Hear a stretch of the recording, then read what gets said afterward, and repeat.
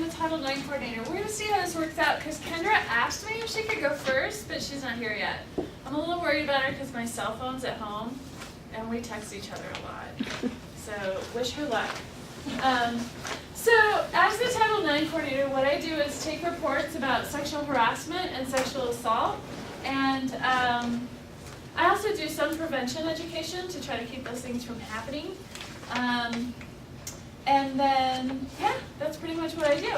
I have a web page for this purpose. It's kind of home base for me, and that's this, fortlewis.edu/care. All of the literature that you have has that web page on it. Does everybody see it? Yay. And so we're just going to do, I'm not that interactive. It feels interactive to me because I'm talking a lot, but there's a few core things I don't want you to leave without getting today. So we're going to do a call and response. I'm going to say fortlewis.edu/care, and you'll say the same thing back to me. fortlewis.edu/care. See how that didn't work the way I said, but it worked out fine? Because I'm not really good at that. But here you go. Can you give that to him? Thank you. So yeah, that's the webpage. And what it has on it, it has this sexual misconduct policy. That's like a list of what is prohibited, what kind of behaviors are prohibited under college policy. Grievance procedure is what we do about it, how we handle it, what process we go through to get it taken care of, to get it dealt with. And this is a resource page for victims of sexual misconduct. This is the college's definition of sexual consent that's also inside the sexual misconduct policy. And those are some of the most important pieces of this. So let's talk a little bit more about what's prohibited. We have, like, sexual violence is prohibited. Does anybody know how we at the college define sexual violence? We've got a couple different categories of it.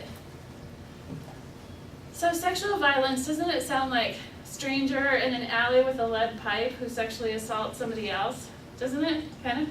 A little bit? I don't know, sexual violence. Well, so we use the term sexual violence to mean things that might not leave bruises, that might not leave a mark, might not leave a scratch, might not even involve a gun or a knife or anything like that, any overt threat of force. Sexual violence is, there's first category is non-consensual sexual intercourse, and that's where there's no consent, but there's sexual penetration, okay? It can be of the anus or the vagina with the genitals of another, or another body part of the other person. It doesn't have to be the genitals, okay? So penetration, I know, right? Oh, so embarrassing. But we gotta talk about it, and we gotta talk about it a lot, because I think until we talk about it and figure this out, it's gonna keep happening way more than any of us want it to. So non-consensual sexual intercourse is the first category. The violence is that there was no consent. There doesn't have to be, again, a lead pipe, a knife, a gun, or anything like that. Just a lack of consent, and we'll talk more about that in a little bit. Non-consensual sexual contact is the other category of sexual violence. Can anybody guess what that might be? Want to hazard a guess? Anybody rather die than hazard a guess right now? Anybody? Okay, so non-consensual sexual contact is there isn't penetration, but there's contact with the genitals without consent. So it could be one person, the respondent, is making contact with the complainant's genitals without the complainant's consent. Or it could be that the respondent is causing the complainant to make contact with the respondent's genitals without consent. Is that confusing enough? So either person's genitals get contacted and there was no consent. I think we just saw a very famous national allegation to that effect, right? Where somebody caused another person to have contact with their genitals and that person didn't consent to it. And I'm just bringing up that example because sometimes people are like, what? How does that even? But it happens. So, so that's the sexual violence category. Other categories are sexual harassment, and that's when there's sexual conduct of some kind, and it's unwelcome, right? And there's more to it. So, like, if I say, Eraser, would you like to have a date with me? Is that sexual harassment? No, I did not want that. That Eraser did not want me to ask it out, okay? Did not want it at all. Now, was it harassment? I'm going to say no, you know, I think that if I should have known that Eraser didn't want me to ask Eraser out, then maybe it would be great if somebody would sit me down and talk with me and be like, Eraser does not want to go out with you. Stop asking Eraser out. You know, that kind of educational. Has anybody ever known of anybody who needed that conversation? Yeah, right? Sometimes people need an intervention. I remember somebody asking me out and we went out to lunch on a date, and then I was like, I really like them. Oh no, they haven't called me. And then I asked our mutual friend, should I call them? And they were like, they would call you. And I was like, oh, okay. But that was not like it wasn't, because it's not a pattern. When it's really low level like that, there has to be a pattern. There can be other things that are sexual harassment. So like, what if I do ask the Eraser out over and over again, the Eraser says no, and I just don't hear their no? It's really unwelcome, and I should know better. What if I go by Eraser's desk every day and give Eraser a shoulder massage? Am I making contact with their genitals? No, it's a shoulder massage, right? But it feels like sexual behavior to them. It may be sexual behavior to me, and if it's unwelcome, then it could be sexual harassment. Sort of depends how everybody's feeling about it and what it's really like. Does that make sense? Okay, so sexual harassment, dating violence, domestic violence. So people think a lot of times that that's just like where people get a black eye, or there are kids cowering in the bedroom while two other people are one of them's getting beat up, or they're both beating each other up. That's domestic violence. Has anybody ever heard of lower levels of things that might be dating violence or domestic violence? What are some warning signs of that kind of stuff? Does anybody live in a residence hall right now? You don't, do you? Because you're like about to study abroad and whatever. Okay, so has anybody heard of people who are like, who are you texting?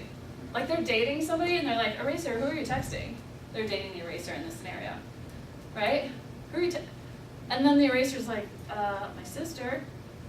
Has anybody heard of that conversation happening between two people who are dating each other? Scott's like, yes. So Scott's heard about it. Scott, can I use an example? If Scott's heard about it, I'm pretty sure the rest of you have heard about it. People questioning each other about like, who are you texting? And then, has anybody ever heard of anybody grabbing another person's phone and being like, who are you texting? Yeah? And then and other people are like, give me my phone back. And they're like, whatever, chill. I'm gonna look through here for a minute. Or they wait till the other one goes to the bathroom or whatever. And then, when it gets really bad, the person's like, give me my phone, and grabs it. And then the other person's like, no, and lays on top of it. And then there's a whole struggle. Has anybody heard of that? It's kind of like one of the most common dating violence scenarios that comes to our attention. Either party might grab the phone, and it doesn't matter who's stronger, who's weaker, but there's that grabbing of the phone, and then there's a little wrestling match over the phone. Nobody really wants to hurt each other, but there is a physical throwdown about the phone. I wish everybody would just stop dating people who they didn't trust to text whoever they wanted, because then we would have that many fewer incidents every year. Are you guys all on board? Yes, we will only date people who we trust when they text. Okay, cool. So that's one little example of dating violence. Or other power and control moves where people are trying to isolate the person away from their support network and control them a little bit. That's where we start to worry about dating violence being a possibility. Stalking is people who are causing fear in another person through behaviors like following them, waiting for them all the time, things like that. Does that make sense? Any questions about stalking? What if I have a crush on somebody and I just wait for them after class? We have a class together. Is that stalking? Can it ever be stalking? What else would have to happen? What if somebody's waiting for me every day and on day like 5 I'm like, all right, well I gotta get going, I gotta go meet my boyfriend. And then they're waiting for me again the next day. Does that get a little weird? Are there ways that people kind of indicate they don't want to be followed or waited for, right? And it's important for people to pick up on social cues. And then there's going to be confusion sometimes, like, I feel like I let this person know I didn't want to be waited for, and they're still waiting for me, and now I'm afraid. It's weird to me, right? Because they're not listening to me. So we're going to start talking about sexual consent around this. There's another category, it's called sexual exploitation, and that is when people use social media or other kind of electronic means to abuse each other with photographs basically is sexual harassment. So people who take photographs without the other's consent, people who make videos without the other's consent, like sexual ones, share them with other people, post them on, Snapchat, or post them on, Instagram. Anybody ever heard of that kind of thing? Like an ex might do that. That's sexual exploitation. And again, lack of consent is the big thing. So here is the college's definition of sexual consent. And it's a big blocky paragraph. All right, I'll spend a minute on it. So, affirmative, knowing, and voluntary, mutually understandable, clear agreement to engage in sexual activity. So somebody can come in and make an allegation, there's a sexual act, it happened without my consent, and if I interview the other party, what I'm going to ask is, what were the signs to you that there was sexual consent? Does that make sense? Because it's like, we should all know, going into sex, why we think the other person is on board. Like, our standard for consent is not like, hey baby, do you want to have sex? And the person goes like, all right. Like, is that clear consent? It's kind of iffy, right? Don't you want a little more out of somebody you're about to have sex with? Our standard for sexual consent is hell yes, okay? It's not like, okay, like have a little self-respect, right? Like, hell yes. People who are very enthusiastic consent is the standard. And so if somebody's accused of sexual assault, I'm really going to want to know, where did you see the consent? And the answers I've gotten sometimes in people who have been found responsible have included the following. 1, the back of the other person's hand touched mine earlier in the evening. You guys don't seem as shocked as I am. Does that, people aren't, that's not like secretly consent right now in youth culture, is it? No, okay. Another one I got was, earlier, that person said I was their favorite athlete earlier that day. So my favorite athlete is LeBron James. But LeBron and I are both very clear that there will not be consent between us, right? Like there has to be more, right? We haven't met, for example. That would be a starting point. So I want to know from people, like, why do you think there was consent? What if somebody wants to have sex with somebody else, and they're like, do you want to have sex? Hey, do you want to do this? Do you want to do that? And the other person is like, quiet, doesn't say anything at all. With no words. And they hold still, too. They're not like ripping off their clothes, climbing into bed. They're not giving those kinds of signs either. Can silence and unresponsiveness be consent? Good work. So no, he's shaking his head. No. You don't, yeah. So people have to respond in some way, and it can be nonverbal. I get that, and everybody gets that. There can be nonverbal, extremely enthusiastic consent. What about sexual arousal? What if there's outward physical manifestations of sexual arousal, let's say in a male? Is that consent all by itself? I'm seeing 2 or 3 women, 4 women say, no. Men, are you on board? Like, just because there's outward physical manifestations of arousal, that doesn't mean that that male wants to have sex with the person who happens to be standing right there, right? Because it just happens. And I feel like we need to do a lot more education around that, actually. I think that in our culture, we are prone to believe that people with penises want to have sex all the time, like with whoever's right there, and that they're always ready. And the fact is that it's just as nuanced for men as it is for women. It's nuanced for everyone, right? People want to have sex, they can change their minds, both sexes. What if we start out and we're like into it, but then the person is like, here, I'm gonna try this, and then I'm like, can I change my mind about continuing? Yeah.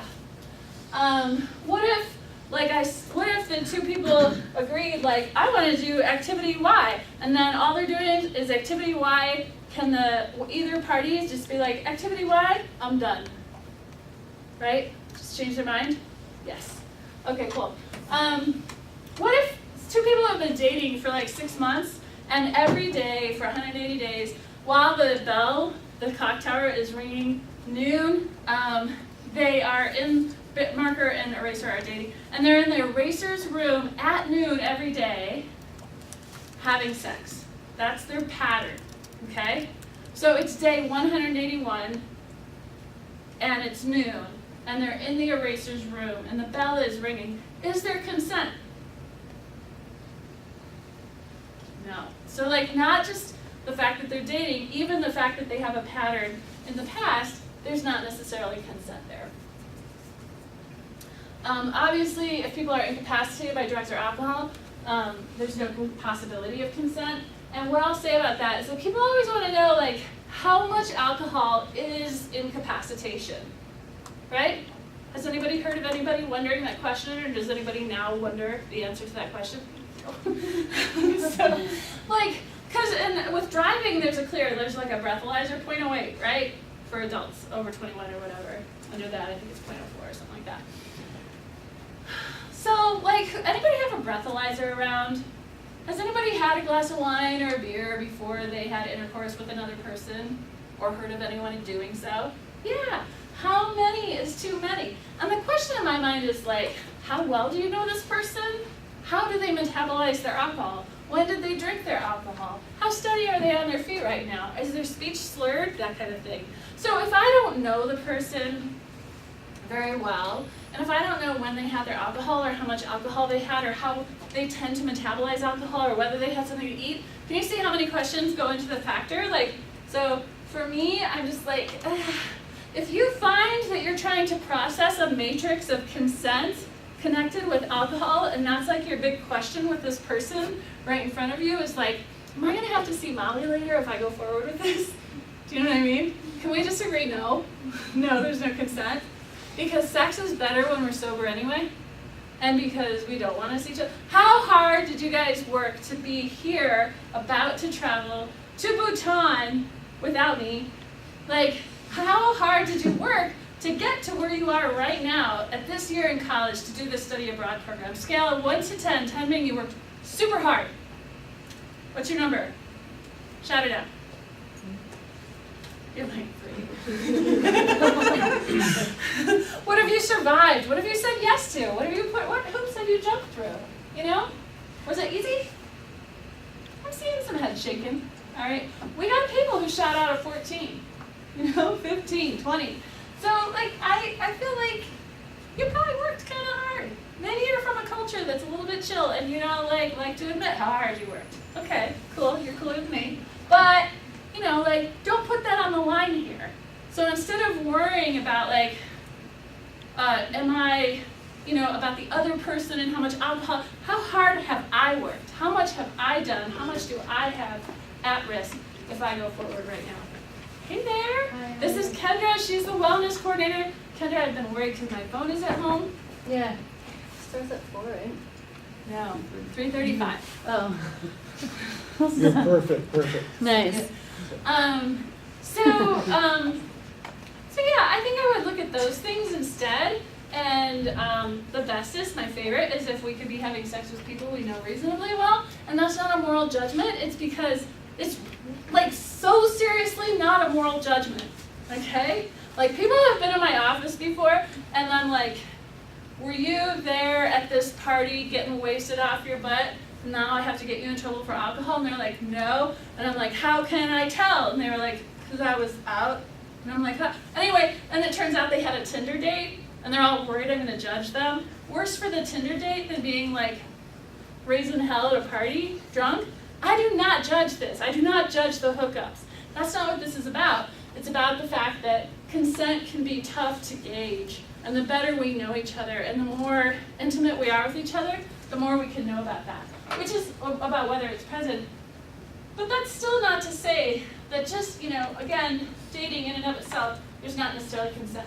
When I first started this work, I printed up these red postcards that had the college's definition of consent on them. You see how I am with the propaganda, right? So I'm like walking around the union handing this postcard out to people like, hey, look, here's a, and this guy's like, no, I'm married.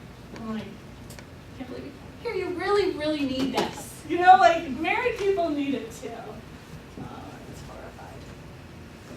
So, how many people have seen the video Consent is Like Tea? You got 4 or 5, so I'm gonna make you tough it out. There's another video you can have as a reward at the end of this one.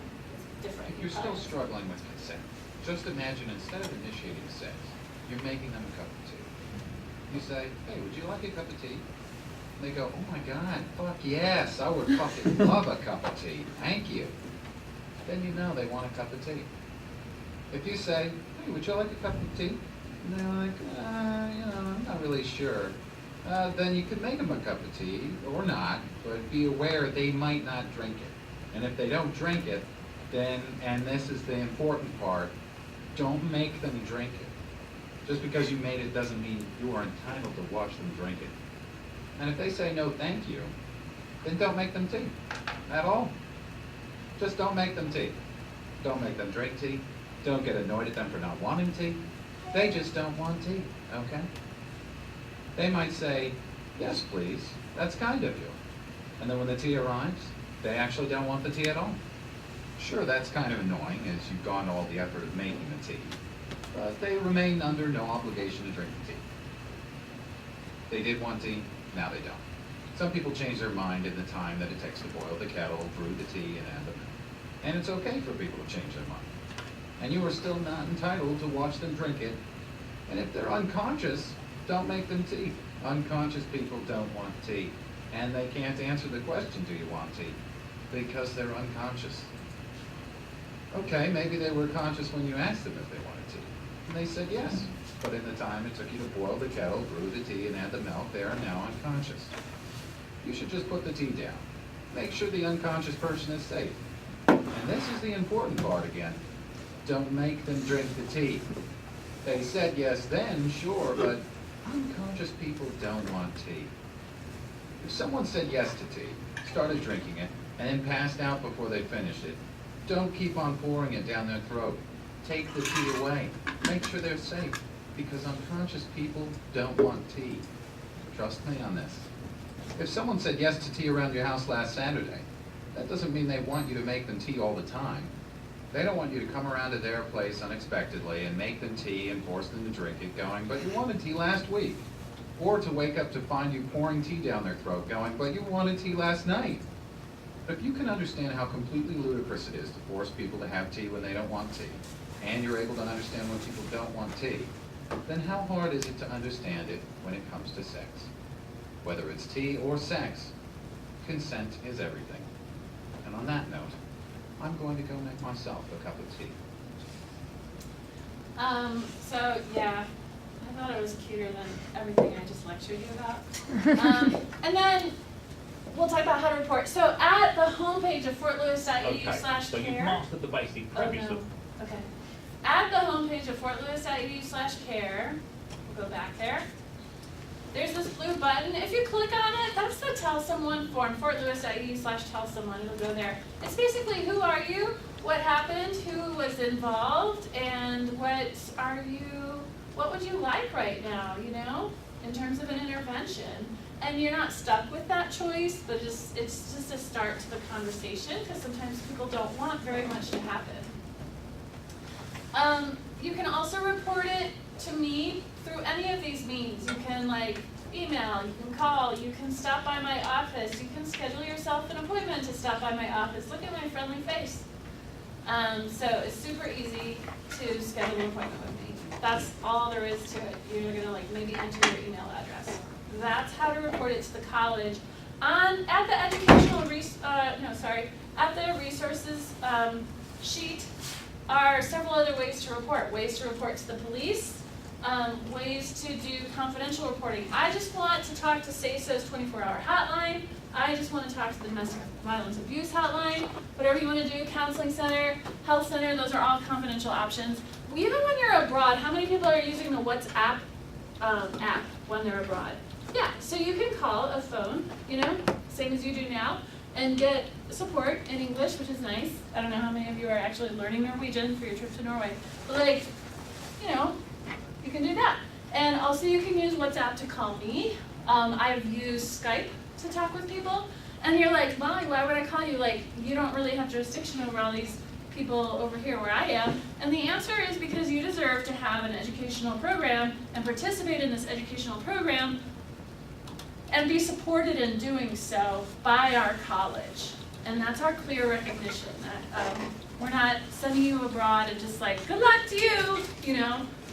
We're like still concerned about you and your ability to participate in the educational program. And we will advocate vis-a-vis the host organization or the host university or college for you to be supported. Does that make sense? And then how we respond, if a friend tells us that they've been sexually assaulted, I'm just gonna very briefly say, I would like for you to respond in the following ways. Repeat after me. It's not your fault. It's not your fault. Whatever. Let's do it one more time. Okay. Repeat after me. It's not your fault. It's not your fault. Okay. And then the other one is, what is it? I believe you. Okay. Yeah. All right. After me. 1, 2, 3. I believe you. I believe you. Good job. Those are things that are very important for people to hear, and the reason it is important for them to hear it is because we have a culture that teaches us that it actually might be the fault of the person in question. So, like, can you picture if you heard that a student got assaulted? First of all, it's very understandable for us to blame ourselves or to blame a victim because we all want to believe that we are safe, right? And what happens is that when somebody's assaulted, they want to believe that if they just did something differently the next time, then they would not be assaulted, right? But here is a pie chart about the causes of sexual assault, and it's all one color because the cause of sexual assault is what? Is it what we wore? What we drank? Whether we had a cell phone or a buddy or visited somebody whose house we didn't know or trusted someone? Are those the causes of rape? What's here? It's gonna be like hangman. Plural, so there's an S. What causes rape? Yeah. I was just gonna ask, are most causes of sexual assault from people you don't know or from people you do know? People you do know. That's what I thought. Yeah. So that's what causes rape. So all those things that we are taught about how not to get raped, no, okay? Kendra's gonna talk about how we can support each other in preventing rape, how we can intervene in keeping risky situations from escalating, but this is the cause of rape and not our choices around those things.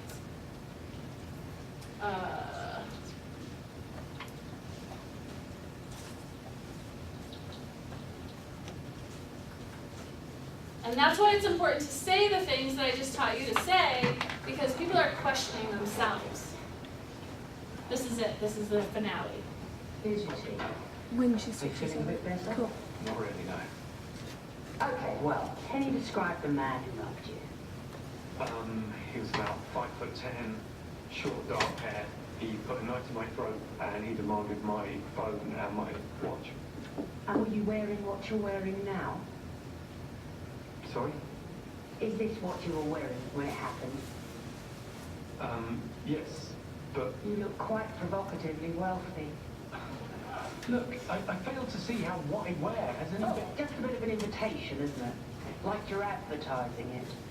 Look, You seem distressed. I'm going to bring one of our counsellors in. This gentleman's a bit upset. He was mugged earlier. Oh dear. Have you been drinking? Yeah, because if you've had a drink, it can send out confusing signals. Lead somebody on with a nice suit and the phone, and then at the last minute say, I don't want to be mugged. he put a knife to my throat and he demanded my possessions. And you just gave them to him. Did you even scream? See, how is somebody to know that you don't enjoy handing over your possessions unless you make your intentions clear? No, I didn't scream. He had a knife. I was really scared. And we're very sympathetic, but I'm afraid you're going to have to accept some of the responsibility for this. Come in. Are you going to be much longer? I've got a gentleman out here who says he's been receiving abusive emails for months. Ask him what font he's been using. If it's something coquettish like Helvetica, then he's probably brought it on himself. Thanks, everybody. Here's Kendra.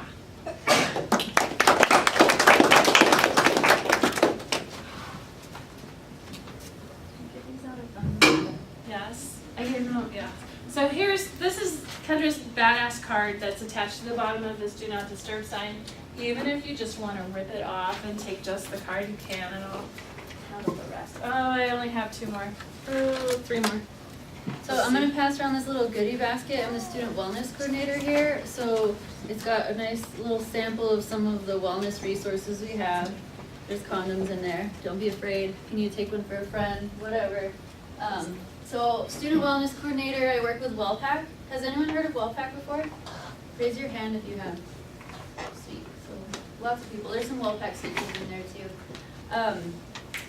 Basically, my job, along with all the cool people who are in WellPack, is making sure that people know about their resources, both on and off campus. And I don't know, like, we're just trying to gauge what students' needs are related to health and wellness and provide programming. So we do things like, let's see, we did the glow run with Molly at the beginning of the year. On Friday, we're bringing a speaker with SUP. It's Kevin Hines. He survived a jump off the Golden Gate Bridge, so he's got a pretty powerful message about hope. So all kinds of different things, like anything from like big things to maybe smaller scale, like you might see some of our posters sometimes that are like reminding you that clothing is not consent and so forth. Lots of different stuff. But what I'm here to talk to you today about is just a little bit of be safe talk, right?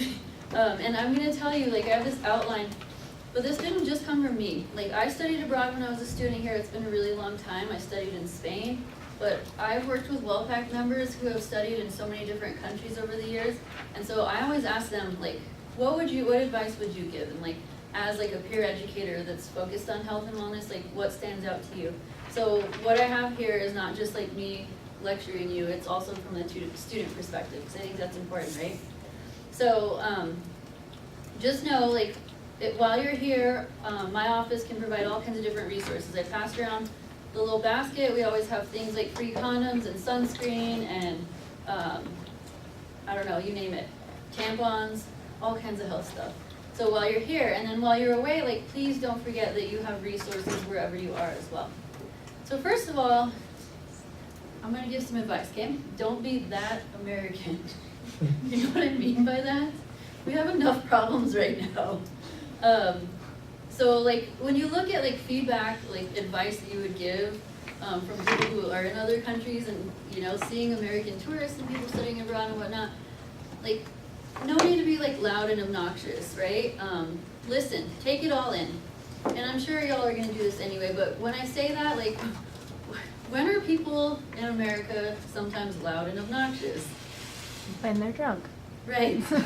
So don't get all wasted. And when I say that, I mean, like, that might be what you have seen the norm to be in this country, in certain places, for certain times or events, but that's not usually the norm in other countries. But I missed what countries y'all are going to, but just keep that in mind, okay?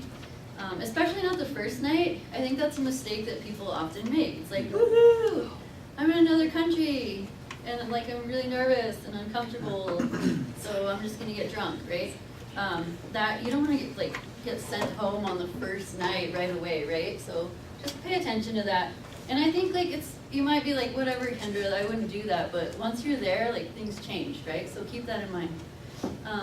And yeah, what are the reasons for drinking? Like, pay attention and ask yourself that if you do choose to drink while you're studying abroad. Like, is it because you're anxious, you're shy, you're uncomfortable? Pay attention to that and consider your physical and mental health. And then, yeah, I'm not going to tell you not to drink, but like moderation is key for sure. And I'd also encourage you to like pay attention to and adapt to cultural norms related to drinking. And also, if there's specialty drinks, like learn about them and like, you know, try them and so forth, but don't just assume anything, okay? You laughed because you've had experience with specialty drinks. Cherry liqueur in Portugal, anyone? Yeah. Mine was the Malaga Dulce, so nobody wanted to drink it because it was really sweet, and I'm like, well, I got this, and I puked up octopus the next morning, so it was not good. It's not for chugging, it's not for drinking copious amounts, it's for sipping and socializing with friends. Know that now, okay? What else? Let's see. Yeah, just have respect, okay? Treat it like a cultural experience. And then make sure, this is advice from this former student Ian, make sure you know what you're ordering. I guess one time he was like, I'm gonna take that special, and it was supposed to be for like a large amount of people or something, and just didn't know, okay? So do your research. And do your research, like I'm sure you're already doing it, but like pay attention to some of the health and safety concerns, okay? You might be looking at the political climate and social and cultural and all that stuff, but don't forget about health and safety as well. Yeah, I mean, another major complaint about the other countries have about Americans is ignorant, right? So prove them wrong, please. And be safe, and I'm definitely not gonna tell you like what that means for you exactly, but it does not hurt to take precautions for sure. Like go out with your friends, let people know where you are. I just remember for me, like our group of friends just didn't leave anyone behind, you know? That was just something that we were really sure and clear on. That's the thing. You might think you're clear, but communicate to each other. What is the plan, for sure. Yeah, and every time I like ask for advice from other students on all of this, they bring that up for sure. Like being, you know, like talk to your group of friends. And have respect for your host family or the landlord or lady. I had Maria Carmen. She had a lot of rules. I thought that I was totally stoked because I didn't stay with a host family and I was like got my own apartment on the beach. It's great, right? Oh yeah, right. Maria Carmen was like worse than any like mom inside your house. She'd be like, knock, knock, knock, key in. What? Hi, what are you doing? No boys in here, right? Like, oh, I didn't know that was your rule. Okay, so, you know, just be on the same page and have respect. So I said don't be that American, but I am gonna ask you to please be badasses though. So Molly passed out those little door hangers. Not everybody got one. I got more in here. Y'all got everyone got goodies? Okay, so there's these little cards, and they say, watch out, we got a badass over here, right? And on the back, you'll see that it's an acronym. And this acronym is something that we borrowed from Colorado College with their permission. I think they're brilliant that they came up with it, but basically there's these 5 steps to being an active bystander, and this kind of sums them up right here. So, does anyone know what the bystander effect is? Can you explain it? You're the only one that knows. Yeah, the more people that there are, necessarily the less selfish someone needs to go. Exactly. So yeah, you know that whole thing where like someone else will do it. That's the bystander effect. And the more people present, the less responsible you feel. So keep that in mind, like when you're out with friends or whenever, right? Just in general, like here or wherever you go, like look out for other people, look out for yourselves. So the bystander effect, or the bystander intervention, okay, the first one is be aware, right? So I'm asking you to pay attention and notice that there's a problem. If something doesn't feel right, it probably isn't. Go with your gut. A lot of times, like, so this bystander effect, like, you've probably seen videos, right, where people are like, do, like, oh, and they just keep walking. People, like, do all these, like, staged, set-up incidents. So, yeah, like, if other people don't seem concerned, that does not mean that there's not a problem. So please pay attention to that, okay? Even if other people don't seem concerned, if it's safe and you're willing to do something. And so the DA is decide to act. So that's when you do assume personal responsibility. Like recognize that no one else is gonna do anything because they're all thinking that everyone else is going to. So keep that in mind. And then the last one is say something, and by that really it's do something. It doesn't necessarily have to be say something. And I'm gonna show you a little video, but I wanted to point out that there's the 3 Ds related to say or do something, okay? The first one is direct. So being direct could be like, hey, not okay, you're creepy, or get out of here, or stop that, you know, like, you name it. I used to be a bartender, and I can tell you, I use these things all the time, like behind the bar, for sure. Sometimes it's like really easy to be direct. Sometimes there's delegate. So I was lucky enough to have a bouncer who I could be like, Ryan, help! I need help over here, like this is like bigger than me, right? I cannot take on this situation on my own. So on campus, there's people like, there's a counseling center, there's campus police, there's Molly and everything that she just told you earlier, right? There's lots of different forms of support. There's RAs if you live on campus. So pay attention and find out who like those support people are wherever you're gonna be. And then the last one that I think people don't always know about is distract. So